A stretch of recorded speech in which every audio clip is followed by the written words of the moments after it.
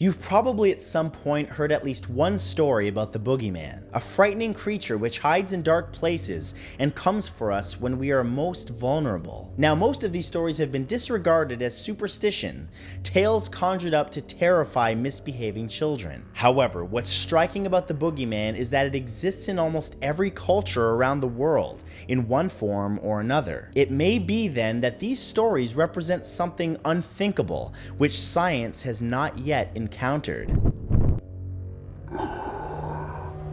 Here are 10 terrifying real encounters with the Boogeyman.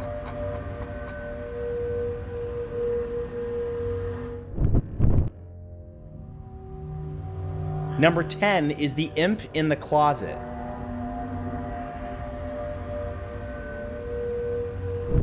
A frightening aspect about Boogeyman lore is that this malevolent entity can take different forms. In 1952, for example, a boy named Dan Bortko encountered one such horrid incarnation. Dan and his family had moved recently to an old farmhouse, complete with a barn nearby. It didn't take long for him to start experiencing the paranormal. He pleaded with his parents, telling them that there was something else in the house. It appeared to be humanoid in shape, about 3 feet tall, and had the twisted appearance of a troll or imp from German folklore. This menacing figure would wait until the family was in bed, and then step out from a closet in Dan's room, leering at him as if enjoying frightening the child. One night, Dan looked out of his window and saw the creature meeting several others outside of the barn, as if they were planning something terrible.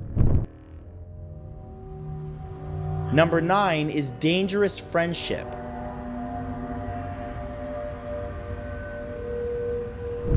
One of the most frightening incarnations of the Boogeyman is when it takes the form of another child. The familiar sight of a withered hand reaching out of a closet or from underneath a bed is replaced here by something markedly more sinister. In one account, a young girl who was about 7 years old spoke about her friend Emily. Emily lived in her closet, had long dark hair, and was also a 7-year-old girl. At first, this seemed like a normal imaginary friend, but its true dark purpose soon became apparent. Emily hated the family who lived there. She slowly but surely gained influence over the people in the house and wanted them to turn on each other, causing them to sleepwalk and put their lives in danger. When the family moved, Emily did not follow, and whatever she really was is still in the closet in that old house. Number 8 is the Creeper Man.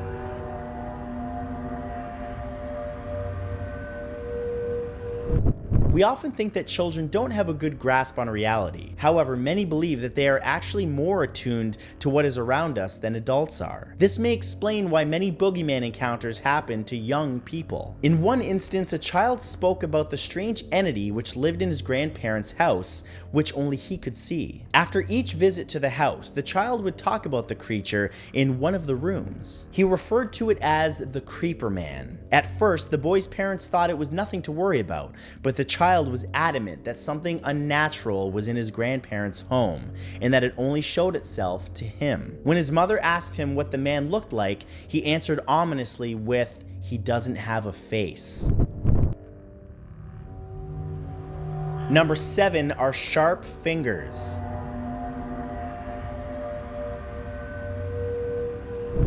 If you were to look at European folklore and fairy tales, you'd see that some descriptions of frightening creatures are eerily similar to each other. It's been suggested that the reason for this is that these descriptions come from very real encounters with the Boogeyman. One such recurring feature is fingers with long scratching nails. What's most unsettling about this is that people are still encountering something in their homes which matches this description. In one recent post online, an internet user by the name Charmaine described how a troll-like creature with sharp yellow teeth and red eyes would come out from the shadows in her room at night. At first, it merely stared and grinned at her, but one night the creature jumped onto her bed and scratched her with his sharpened fingers.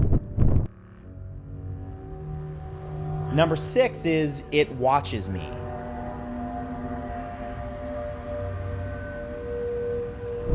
Sally was just 7 years old when she woke up one night. As many children do, she got out of bed and wandered towards her parents' room for comfort. As she walked across the living room, Sally froze. Her eyes adjusted to the darkness, and she finally took in what her mind was trying to tell her. Someone was sitting in a nearby chair looking at her. It was so dark, Sally said, "Mom?" The figure in the chair shook its head. That's when, in desperation, she said her stepdad's name, but the thing in the chair shook its head again. Sally ran back to her bed, terrified, and when she looked up, the figure was standing in her doorway, grinning and convulsing. When Sally screamed, her parents ran into her room, but there was no one there. However, Sally's mom had left some folded clothes on the chair of the living room where the figure had been sitting, and they had been thrown on the ground.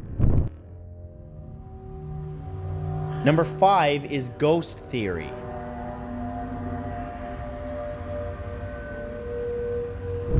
Some have suggested that the stories we hear about haunted houses can be attributed to the boogeyman phenomenon. This would explain why most encounters with the boogeyman are restricted to a localized area such as a house or living room. In one encounter, a family moved to just one such house. While there, one of the children began to see strange things, shadow people moving around the house, strange reflections in a mirror, even noises you would normally associate with a classic haunting. However, the entity in the house seemed to have betrayed its true nature one night when one of the children heard something coming from their closet. When the family investigated, they saw 2 glowing eyes staring back at them from inside. This was no haunting, it was something entirely more malevolent. Number 4 is it began with fear.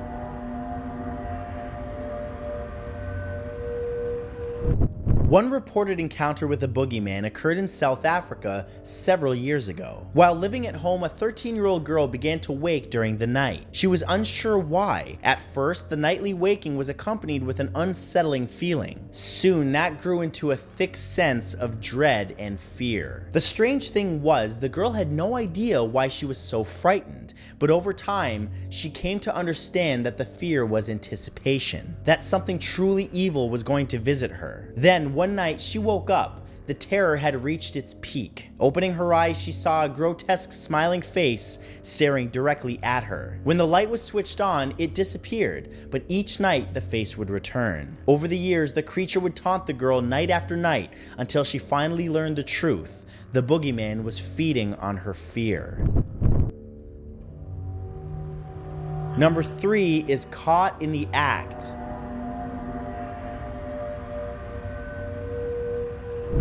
As you can see, most boogeyman encounters involve children. However, adults sometimes come face to face with these dangerous creatures as well. In one such encounter, a father and his 2-year-old son had the same nightly routine. During the night, the son would start to scream. When the father rushed to the room, the son would keep repeating the same phrase over and over again.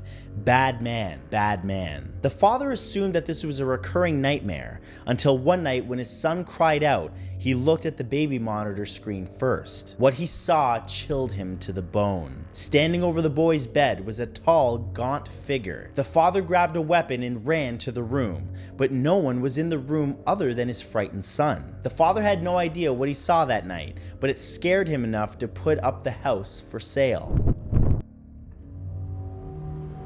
Number 2 is no words.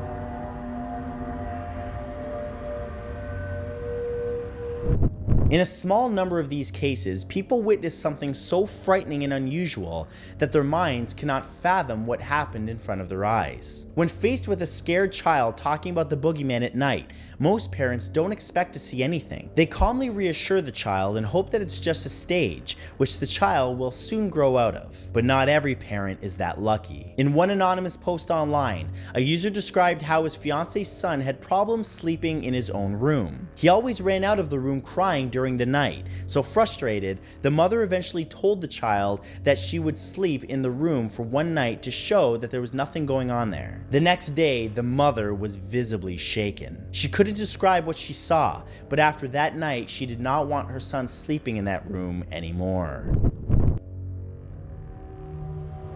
And number 1 is, are you alone?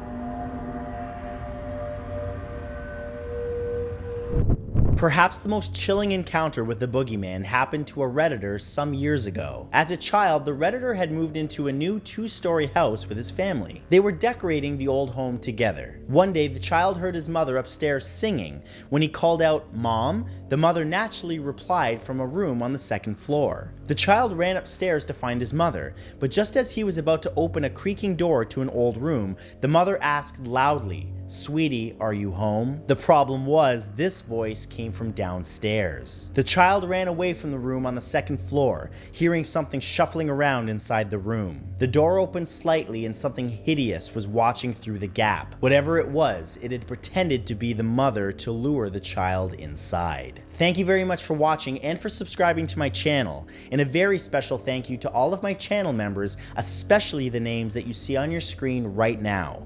All of you help keep my channel going. Thanks again, and I'll see you in the next video.